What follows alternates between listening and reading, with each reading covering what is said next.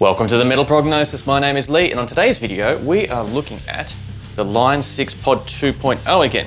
The few times I've had this on my channel, people have requested to hear what it sounds like with a third-party IR, or how I would do it with a third-party IR. So instead of just plugging it straight to the computer, turning the cab simulator off here, and seeing what sounds we can do, I thought it'd be a little bit more interesting, and hopefully start a little bit more of a conversation using the Solid Studio by Nuix. So I've got some IRs, third-party IRs loaded in here. Can't remember which ones because it was a while ago. It was in one of my previous videos. And we'll see how this turns out. So we'll just go this straight into the mixing console and nothing else, and just see what sounds we capture. So let's start plugging stuff in and start having some fun.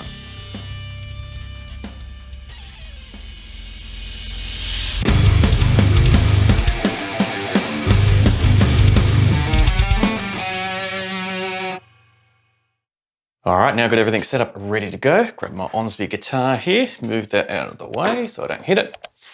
So this is a sound that I normally use when doing these videos that I came up with a while ago for the Line6.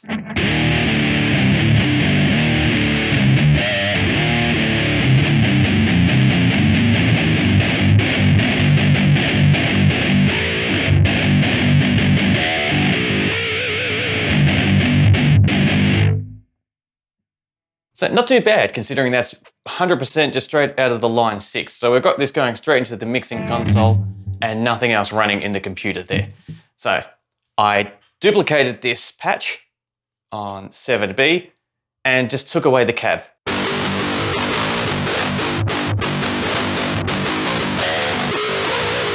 So it sounds like rubbish.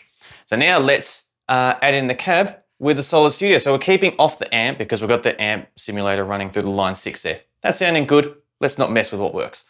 So now we turn this on.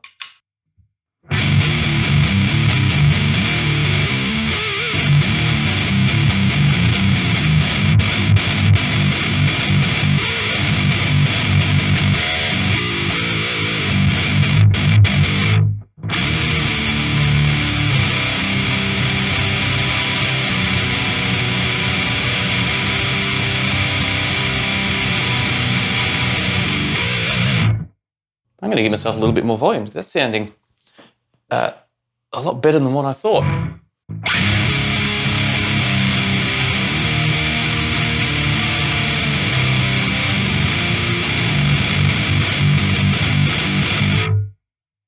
So very bottom rich, which is, that's fine, that is what it is. So let's see quickly, because I can't remember what other cabs I got here. Let's run through a couple other ones I loaded up earlier. Not too bad.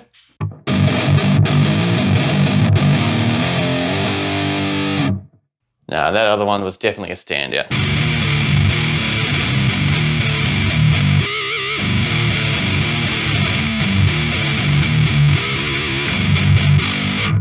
So let's just go back to the Line6 independently.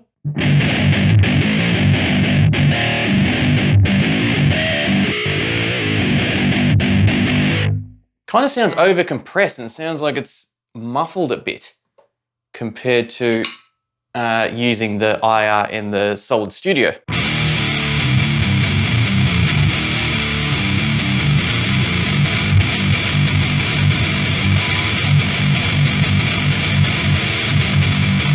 That was really bad playing.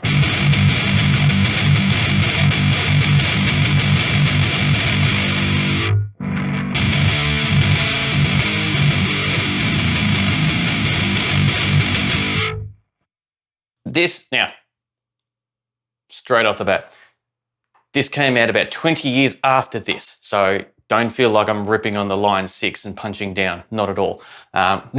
Respect for what it did at the time with its limited technology, and yeah, also 20 years later, we can do a hell of a lot more, and we're hearing the results of that. So that's sounding pretty rad. But it's not quite aggressive enough for what I like.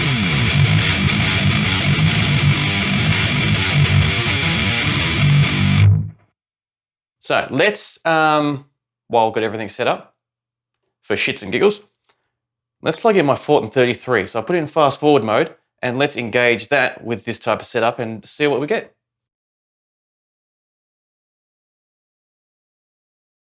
All right, now I've got that plugged in. Let's see how this sounds.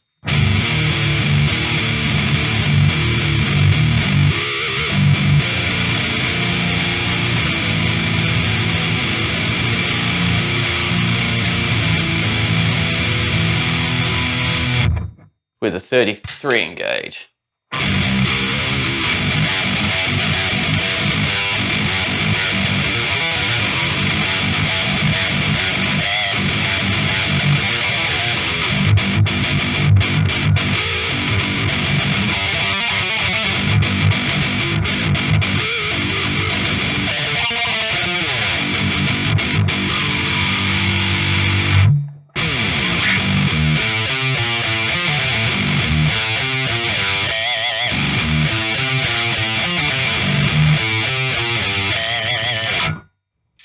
Compared to having it off.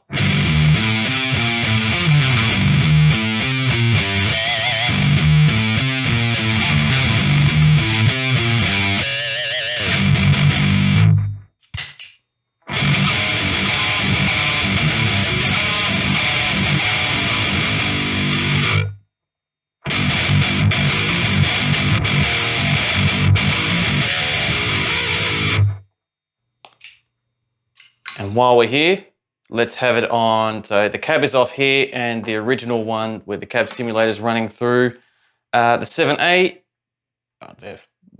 the internal cab here with the 33.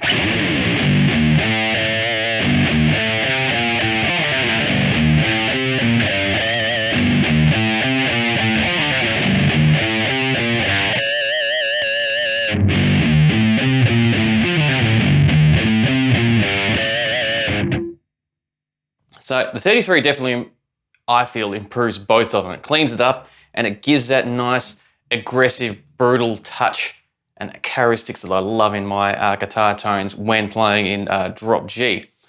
But the difference between this cab simulator that I got and the one I've got running through the Newegg Solid Studio is it still definitely sounds more boxed and compressed at the moment.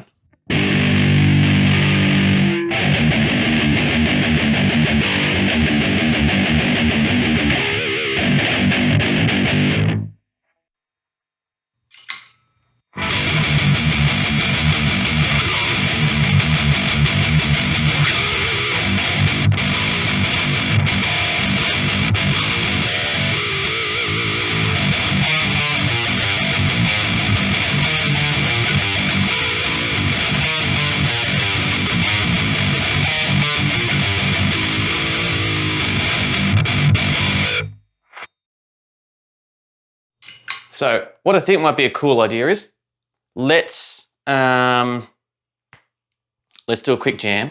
I'll do a mini jam and I'll do two. So one running through the Solid Studio and one independently running through the Line6, just so I can get a nice back-to-back in comparison with a more of a band mix with bass, drums, and doubling up on the guitars. And then we'll have a little bit of a chat about it on the other side. So sit back and enjoy the little jam.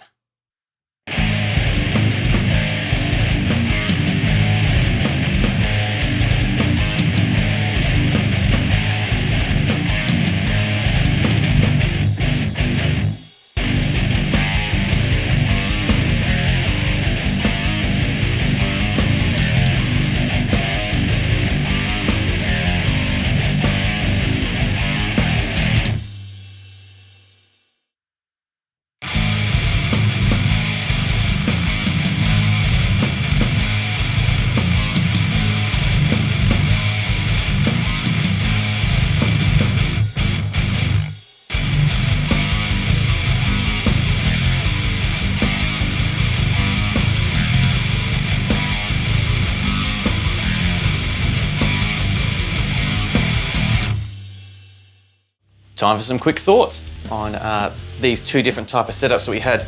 So running the cab simulator straight through the Line6 here definitely sounded a lot more muffled, I felt, and a little bit too clustered, if that makes sense. Which was really interesting putting this together and doing it again, because it reminded me, because I've used this for plenty of different EPs, demos, and albums over the years. This is, I think, one of my very first studio equipments I ever bought when I first started out. And now I think I can really see why I leaned heavily towards SSL EQs and other things like that to try help brighten it up and to make it sound more lively, because by itself, yeah, once again, like I said before, not punching down on it, I do respect that it is over 20 years old now, but making it work in the studio definitely can work, but it needs a bit more work to get to that point. Where the more modern IR, or cab simulator, is definitely more lively and a lot more open and sounds a lot more, dare I say, real, if that makes sense. It sounds more like you are hearing an actual speaker, as in an amp cabinet speaker playing in the room. But with both of those, the 33 definitely helped bring that aggression that I like in my tone and all the rest of it, and it shaped both of them really well. But that's definitely more of a characteristic thing of how I like it. But definitely keen for your thoughts on how you felt about these two different type of setups and which ones you're attracted to, or any other thoughts you just want to share in the comments below. So thank you very much for joining me in this video. There's lots of fun putting together and just playing around with equipment that I've got here in my studio. And yeah, I'll probably do a few more of these just because I have the equipment and it's fun to have a discussion about and to talk. So once again, thank you very much for joining me in this, and I really look forward to chatting with you next time. And until next time, please stay safe.